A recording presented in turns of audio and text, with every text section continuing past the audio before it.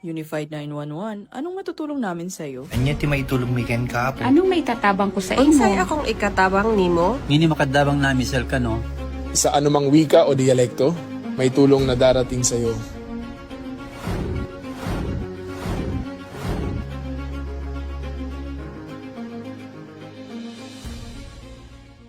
Lilingkod sa bawat Pilipino at magbibigay ng tamang impormasyon para sa tahimik at maayos na Pilipinas. Police News Network, alagad ng batas, tagapagtaguyod ng balitang pulis, sandigan ng mamamayan, patnubay ng katotohanan. Kampo Krame, maghahatid ng pinakahuling kaganapan at nagbabagang balita. Ito ang PNN Police News Network. At ngayon, ang inyong mga tagapagbalita. Magandang araw, Bagong Pilipinas. Ako ang inyong alagad ng batas, tagataguyod ng Balitang Pulis. Ako po si Patrolwoman Evelyn Lumabi mula sa RMFB and CRPO. Maghahatid sa inyo ng tamang balita, kwento ng pulis at serbisyo para sa mamamayan. At ito ang PNP News Online. Ang pangunahing balita ng Police News Network, alagad ng batas, tagataguyod ng Balitang Pulis.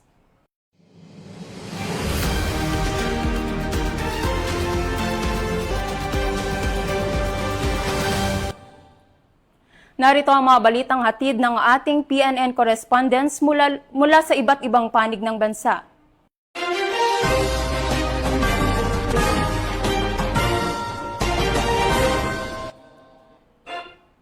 Sa pagpapalakas ng kahandaan, kasanayan particular na sa mga police operation, sumailalim ang Cebu City Police Office sa isinagawang proficiency firing sa Cebu City. Ibabalita yan ni Patrolwoman Flora May Azares. Formal na inilunsad ng Cebu City Police Office ang Proficiency Firing Program sa pangunguna ni City Director Police Colonel George B. Ilanan sa CCPO Firing Range sa Camp Sotero, Cabahog, Cebu City noong Hunyo 2 taong kasalukuyan. Dinaluhan ang programa ng mga opisyal at tauhan ng CCPO kasama ang mga kinatawan ng Cebu City Peace and Order Council na sina Konsehal Paul Labra at Arnel Tansingco. Binigyang diin sa aktibidad ang kahalagahan ng patuloy na pagsasanay upang mapanatili ang disiplina, katumpakan at responsableng paggamit ng armas. Matapos ang seremonya, isinagawa ang mga natatakdang firing exercises sa ilalim ng mahigpit na pangangasiwa ng mga range officers at safety personnel. Tiniyak din ang mahigpit na pagsunod sa mga itinakdang safety protocols at standard operating procedures upang mapanatili ang kaligtasan ng lahat ng kalahok. Ayon sa CCPO, mahalaga ang programa sa pagpapalakas ng kahandaan, kumpiyansa at profesionalismo ng mga pulis sa pagtugon sa mga insidente at pagpapanatili ng kapayapaan at kaayusan sa Cebu City sa ilalim ng adhikain ng Philippine National Police, Bagong PNP para sa Bagong Pilipinas, serbisyong mabilis, tapat at nararamdaman. Mula dito sa Cebu City Police Office, ako inyong PNN correspondent, Patrolwoman Flora May Azares, nagbabalita para sa Police News Network, alagad ng batas, tagataguyod ng Balitang Pulis, Bagong PNP para sa Bagong Pilipinas, serbisyong mabilis, tapat, nararamdaman. Maraming salamat, Patrolwoman Azares.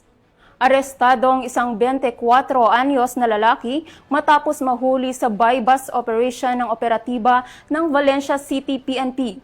Mahigit ang 34,000 pesos na halaga ng hinihinalang shabu, kumpiskado. Magbabalita dyan si Police Corporal Michelle Abatayo. Arestado ang isang 24 anyos na lalaki matapos maaktuhan sa isinagawang buy-bus operation ng mga otoridad sa Purok 2, Barangay Lombo, Valencia City, madaling araw ng Mayo at 31 taong kasalukuyan. Kinilala ng pulisya ang sospek sa alias na Roger, isang empleyado sa isang parmasya at residente ng Valencia City. Pinangunahan ng City Drug Enforcement Unit ng Valencia City Police Station ang operasyon sa ilalim ni Police Lieutenant Christopher R. Ibanez, katuwang ang 2nd PMFC Bukidnon, RPDU 10, 1003rd Maneuver Company ng RMFB 10, City Anti-Drug Special Unit Team at Bukidnon Provincial Intelligence Unit sa koordinasyon ng PDEA. Nakumpiska mula sa sospek ang 4 na sachet ng hinihinalang shabu na may kabuuang timbang na 5.3 grams at tinatayang standard drug price na 36,040 pesos. Na-recover din sa operasyon ang buy bust money, isang plastic container na hinihinalang lalagyan ng illegal na droga at isang cellular phone. Kasalukuyang nasa kustodiya ng Valencia City Police Station ang sospek habang hinahanda ang pagsasampa ng kasong paglabag sa Republic Act 9165 o Comprehensive Dangerous Drugs Act of 2002.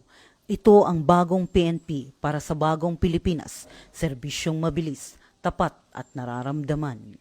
Mula dito sa Police Regional Office 10, Bukidnon Police Provincial Office, ako ang iyong PNN correspondent, Police Corporal Michelle Gulay Abatayo, alagad ng batas, tagataguyod ng Balitang Pulis. Maraming salamat, Police Corporal Abatayo. Bagong pampublikong comfort room, hatid ng mga miyembro ng Revitalized Police sa barangay ng Catanduanes 2nd Provincial Mobile Force Company, kung saan pinasinayaan ni Provincial Director ng Catanduanes PPO, Police Colonel Virgilio Buena. Ang magandang balita ay hatid ni Police Master Sergeant Shali Marie Melendez. Formal nang isinagawa ang blessing at turnover ng bagong tayong public comfort room sa City Lusong, Barangay Maysuram, Karamuran, Catanduanes. Isa ito sa mga naging proyekto ng Revitalized Police sa barangay ng Catanduanes 2nd Provincial Mobile Force Company sa lugar na naisakatuparan sa pamamagitan ng matibay na pakikipagtulungan ng RPSB team sa lokal na pamahalaan ng Karamuran, Barangay Maysuram at mga pribadong sektor. Pinangunahan ni Reverend Father Jomar Tartaco ng nasabing blessing habang naging panauhing pandangal si Catanduanes Police Provincial Office Provincial Director Police Colonel Virgilio Arbuena, kung saan naging saksi din ang iba pang personalidad at mga residente ng barangay. Nagpasalamat naman ang konseho ng barangay, mga kabataan at residente sa mga tulong at mga naging proyekto ng RPSB Maysuram. Buong puso po ako nagpapasalamat sa RPSB Team Maysuram sa napakalaki po ng pagkakaiba ng mayroong RPSB team sa isang barangay. Kasi po, natutulungan kami at napupunaan po ang aming mga pangangailangan. Kakulangan sa barangay at higit sa lahat, madaling ilapit sa amin ang mga serbisyo publiko. Sa aming mga minamahal na RPSB Maysuram, lubos po kami nagpapasalamat ng mga kabataan sa inyong walang sawang suporta at serbisyo sa aming barangay. Ang inyong dedikasyon sa pagpapanatili ng kaayusan at kapayapaan ay tunay na kahanga-hanga. Salamat sa inyong pagtulong sa mga proyekto, pagresolba ng mga problema, at pagbigay ng seguridad sa aming mga pamilya at pagiging aktibo sa lahat ng oras. Ang inyong pagmamahal sa aming barangay ay hindi matatawaran. Maraming salamat po. Namati na mo na ang gobyerno adyan masanaparan. Handang magtabang sa amo, mas na kaipuhan na mo. RPSB Maysuram, salamat po. Ang inisyatibo ay direktong tugon ng RPSB team sa isa sa mga pangunahing suliranin na inihayag ng mga residente noong isinagawa ang Needs Assessment Survey. Bukod sa pagbibigay ng mga halagang akses sa sanitasyon at kalinisan, layunin ng bagong pasilidad na iangat ang pangkalahatang kapakanan ng komunidad na maghahatid ng mas malusog, mas ligtas at mas marangal na pamumuhay para sa mga residente ng Barangay Maysuram. Mula dito sa Catanduanes PPO, ako po si Police Master Sergeant Shali Melendez, nag-uulat para sa Police News Network. Bagong PNP para sa bagong Pilipinas, serbisyong mabilis, tapat at nararamdaman. Maraming salamat, Police Master Sergeant Melendez. Mahigit 600,000 halaga ng marijuana ang sinunog ng mga otoridad sa Kibungang, Benguet sa isinagawang anti-illegal drug operation. Police Staff Sergeant Jenwin Bulingan magbabalita. Mahigit 651,600 pisong halaga ng pinatuyong marijuana sinunog sa Kibungan, Benguet. Diskubre at agad na sinira ng mga otoridad ang tinatayang mahigit 5 kilo ng pinatuyong marijuana stocks na may footing tops na may kabuoang standard drug price na 651,600 piso sa isang marijuana eradication operation sa Sitio Tableo, Barangay Bado, Kibungan, Benguet noong Hunyo 1 taong kasalukuyan. Nagawa ang operasyon mula alas 6 ng umaga hanggang 1:00 ng hapon sa pangunguna ng Kibungan Municipal Police Station. Katuwang ang iba't ibang unit ng kapulisan at mga ahensyang nagpapatupad ng batas laban sa iligal na droga. Ang operasyon ay sinagawa sa bisa ng PDEA Certificate of Coordination bilang bahagi ng kumpanyang Oplan Ultimate Grass Cutter ng Benguet Police Provincial Office sa iligal na pagtatanim at pagproseso ng marijuana. Ayon sa ulat, natagpuan ang pinatuyong marijuana sa loob ng isang communal forest sa naturang lugar. Matapos itong maayos na maidokumento, agad na sinunog ng mga operatiba ang mga nakumpiskang marijuana sa mismong lugar ng operasyon. Kumuha rin ang mga otoridad ng sapat na sample na isusumite sa Regional Forensic Unit, Cordillera Administrative Region para sa kaukulang qualitative examination. Patuloy naman ang pinaigting na kampanya ng mga otoridad laban sa iligal na droga upang mapanatili ang kapayapaan at kaligtasan sa mga komunidad sa lalawigan ng Benguet. Mula dito sa La Trinidad, Benguet, ako ang inyong Police News Network Correspondent, Police Staff Sergeant Genuine Bulingan, alagad ng batas, tagataguyod ng Balitang Pulis. Maraming salamat Police Staff Sergeant Bulingan. Sa patuloy na kampanya ng Philippine National Police, sinalakay ang isang drug den ng pinagsanib pwersa ng Camarines Sur PNP at Philippine Drug Enforcement Agency, kung saan naaresto ang 4 na drug suspect at nakumpiska ang 156,000 halaga ng hinihinalang shabu matapos ang bypass operation sa Magaraw, Camarines Sur. Nakatutok dyan si Police Master Sergeant Leia T. Carrascal. Joint operation ng Kaugma Caps at PDEA sa Magaraw nagresulta sa pagbuwag ng drug den. 4 na pusher arestado, 156,000 piso na halaga ng shabu nasamsam. Mas pinaigting ng Kaugma Caps ang kampanya kontra iligal na droga matapos mabuwag ang hinihinalang drug den at maaresto ang 4 na drug personalities sa sinagawang bypass operation bandang alas 4:30 ng hapon noong Mayo 27, 2026 sa Zone 5, Barangay San Pantaleon, Magaraw, Camarines Sur. Kinilala ang mga sospek na sina alias Mike, Marwi, Chris, Jeff na mga pawang residente ng Magaraw, Camarines Sur. Pinagsamang puwersa ng Magaraw Municipal Police Station, PDEA Provincial Unit Camarines Sur at Camarines Sur MARPSTA ang nagsagawa ng operasyon na nagresulta sa pagkasamsam ng isang sachet ng hinihinalang shabu na ginamit sa bypass kapalit ng 17,000 piso na mark money. Sa follow-up search, nadagdagan pa ang 14 na sachet ng hinihinalang shabu ang nakumpiska na may kabuang tinatayang timbang na 23 gramo at standard drug price na 156,000 at 400 piso. Isinagawa ang inventory at dokumentasyon sa mismong lugar ng operasyon sa presensya ng mga suspect at insulating witnesses at fully recorded gamit ng body-worn camera na ipabatid sa mga naaresto ang kanilang mga karapatan sa ilalim ng saligang batas at kasalukuyang nasa kustodiya ng PDEA Camarines Sur para sa kaukulang disposisyon habang isinasa ilalim sa chemical examination ang mga nakumpiskang ebidensya. Ayon kay Police Colonel Virgilio O. Olalia Jr., Provincial Director ng Camarines Sur Police Provincial Office, nananatiling buo ang determinasyon ng kapulisan sa pagtugi sa mga sangkot sa iligal na droga sa lalawigan. Aniya, patuloy ang mas pinaigting na operasyon at koordinasyon ng mga law enforcement agencies upang mapanatili ang kaligtasan ng komunidad. Patuloy namang isinusulong ng bagong PNP ang pinaigting na kampanya kontra iligal na droga bilang bahagi ng advokasya para sa isang ligtas, maayos at disiplinadong pamayanan.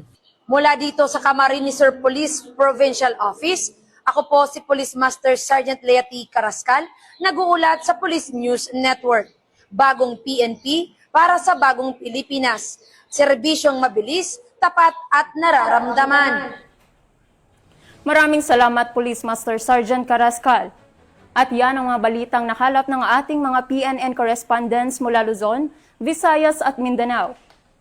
Para sa mas malawak at mabilis na ulat ng mga balita, huwag kalimutang mag-like, follow and share sa aming official social media accounts ng Police News Network. Tutok lang sa aming YouTube channel para sa mga live stream at replays. At i-follow kami sa X account para sa mga real-time updates at Facebook account ng Police News Network. Manatiling mapagmatsyag at laging alamin ang totoo. Bago tayo magtapos, muling pinaalalahanan ng Philippine National Police at Department of the Interior and Local Government ang publiko na sumunod sa mga umiiral na lokal na ordinansa sa ilalim ng ipinatutupad na Safer Cities Initiative upang mapanatili ang kaayusan, kapayapaan at kaligtasan sa mga komunidad. Samantala, hinihikayat rin ng publiko na maging mapagmatsyag at agad na iulat sa mga otoridad ang anumang kahina-hinalang aktibidad. Sa ngalan ng pamunuan ng Philippine National Police, sa pangunguna ni Chief PNP Police General Jose Melencio Nartates Jr. at sa pamumuno ni President Ferdinand Bongbong Marcos Jr., kami ay maglilingkod sa bawat Pilipino at magbibigay ng tama at balanseng balita. Mula rito sa tanggapan ng tagapag-ugnay ng Pambansang Pulisya, kami ang inyong alagad ng batas, tagataguyod ng Balitang Pulis. Ako ang inyong tagapag-ugnay, Patrolwoman Evelyn Lumabi mula sa RMFB and CRPO. Maghahatid ng tamang balita, kwento ng pulis at serbisyo para sa mamamayan. At ito ang PNP News Online. At ito ang bagong PNP para sa bagong Pilipinas. Serbisyong mabilis, tapat at nararamdaman.